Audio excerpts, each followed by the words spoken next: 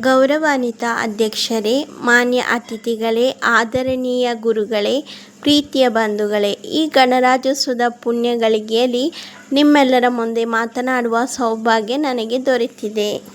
26 ಜನವರಿಯ ಬೆಳಕು, ಸ್ವಾತಂತ್ರ್ಯದ ನಿಜ ಅರ್ಥದ ನಿಲುಕು, ಸಂವಿಧಾನದ ಶಕ್ತಿ ಪಡೆದ ದಿನ, ಭಾರತದ ಭವಿಷ್ಯ ಬರೆದ ದಿನ, ಬೇಡಿ ಹಾಕಿದ ಕೈಗಳ ಮುಕ್ತಿ, ಭಯ ಕಟ್ಟಿದ ಮನಗಳ ಶಕ್ತಿ, ತ್ಯಾಗ ಬಲಿದಾನದ ಮಹಿಮೆ, ಸ್ವಾತಂತ್ರ್ಯ ಹೋರಾಟದ ಅಮರ ಕಿರಣ. ಗಾಂಧೀಜಿಯ ಅಹಿಂಸೆಯ ದಾರಿ, ನೆಹರು ಅವರ ಕನಸಿನ ಸಾರ, ಅಂಬೇಡ್ಕರ್ ಅವರ ಜ್ಞಾನಗಂಗಾ, ಸಂವಿಧಾನದ ಶಾಶ್ವತ ಗಾಥ, ಹಕ್ಕು ಕರ್ತವ್ಯದ ಸಮನ್ವಯ, ಸಮಾನತೆ ಸ್ವಾತಂತ್ರ್ಯದ ಸಂಶ್ಲೇಷಣ, ಧರ್ಮ ನಿರಪೇಕ್ಷತೆಯ ದೀಪ, ಜನತಂತ್ರದ ಅಚಲ ಕಂಬ. ಕನ್ನಡ, ತಮಿಳು, ತೆಲುಗು, ಹಿಂದಿ ಎಲ್ಲ ಭಾಷೆಗಳ ಸಂಗಮ ಬಂದಿ, ಬಣ್ಣ, ಭಾಷೆ, ಭೂಮಿ ಬೇರೆ ಆದರೂ ಭಾರತೀಯತೆ ನಮ್ಮ ಜೀವನಾಡಿ.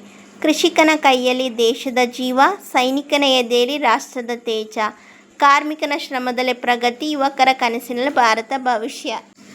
ಶಿಕ್ಷಣವೇ ನಮ್ಮ ಅಸ್ತ್ರ, ಶಿಸ್ತೇ ನಮ್ಮ ಶಕ್ತಿ, ಸೇವೆಯೇ ನಮ್ಮ ಸಂಸ್ಕಾರ, ಸತ್ಯವೇ ನಮ್ಮ ರಾಷ್ಟ್ರಧಾರ, ಭ್ರಷ್ಟತೆಗೆ ಶೂನ್ಯ ಸಹನೆ, ಸ್ವಚ್ಛತೆಗೆ ನಿತ್ಯ ನಮನ, ಪರಿಸರ ರಕ್ಷಣೆಗೆ ಪ್ರತಿಜ್ಞೆ, ಸಮಾನ ಸಮಾಜಕ್ಕೆ ಸಂಕಲ್ಪ.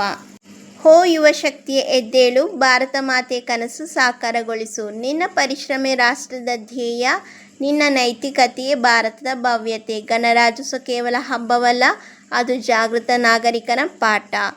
ಸಂವಿಧಾನ ಪಾಲನೆ ನಮ್ಮ ಶಪಥ, ಅಖಂಡ ಭಾರತದ ನಮ್ಮ ವ್ರತ. ವಂದೇ ಮಾತರಂ. ಜೈ ಭಾರತ, ಜೈ ಸಂವಿಧಾನ.